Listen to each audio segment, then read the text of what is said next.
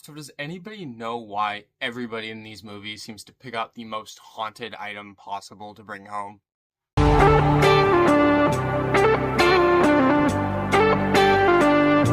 Hey guys, welcome back to Man Cave Movies, and today I'm going to be talking about the new Conjuring Last Rites. I'm going to talk about what I liked about it, what I didn't like about it, and if I think you should go out and see it or not. So The Conjuring Last Rites is the case that ended it all. Ed and Lorraine Warren take on one last terrifying case involving mysterious entities that they must confront. And overall, I thought this was a pretty solid effort in the Conjuring series. I think that the Warrens are always a fun couple of characters to follow around.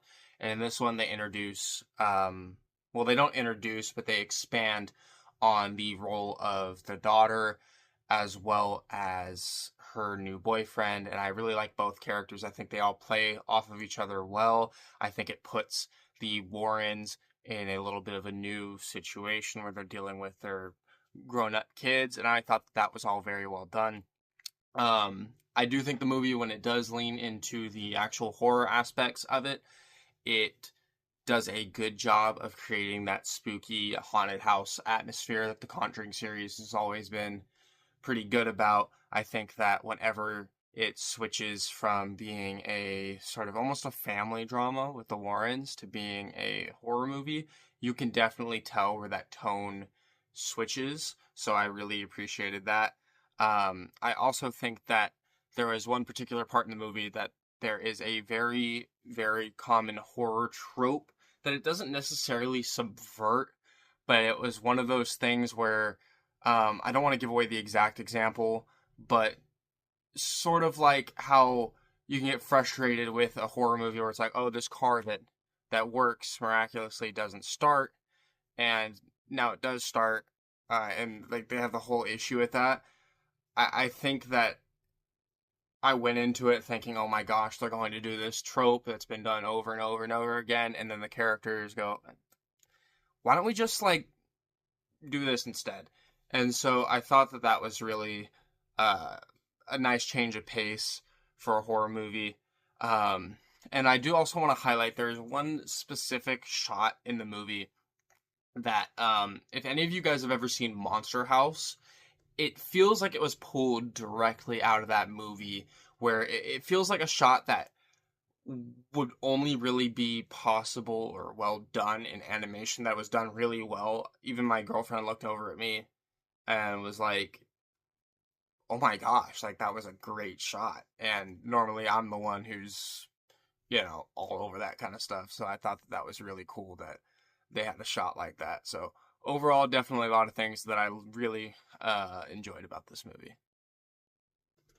While there were a lot of things that I liked about the movie, there were definitely a couple of things that detracted from the experience for me. The first of which is that it's not really all that scary. Now, I've never been somebody who's been super scared by the Conjuring movies, but I do go into it expecting, to be at least creeped out.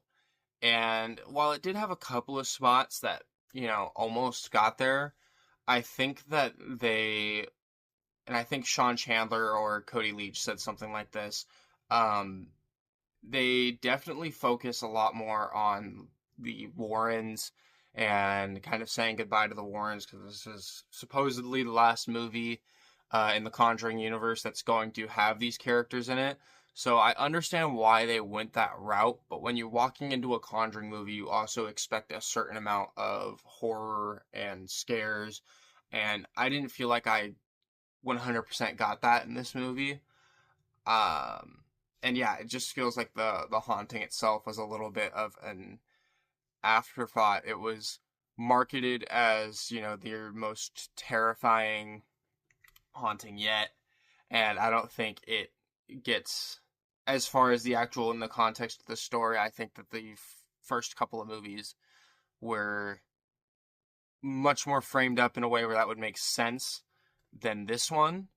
Um, and going further into it, I think that the conclusion that they went with, the resolution for this haunting, didn't make a whole lot of sense. It wasn't really set up that they could do this. It just kind of seemed like they wanted to do it for the shot that they got and the sort of convenience factor to wrap everything up. Um, but I think that it just kind of came out of left field. It didn't really feel like it fit, so it didn't ruin the movie for me at all. Because if you look at it like, oh, it's a haunted house movie, then it's gonna be fine.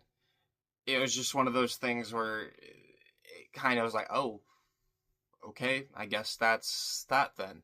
So overall, definitely a couple things that could have improved, but nothing that really absolutely ruined the movie for me. Overall, I definitely had a good time watching the new Conjuring film. If you're in the mood for a new horror movie and you enjoyed the previous Conjuring movies, I would absolutely recommend going to see it. I wouldn't go into it expecting the quality or the scare factor of the first couple of movies, but that in no means that it's a bad or unenjoyable film. I had a great time in the theater, and I'm giving it a 3 out of 5.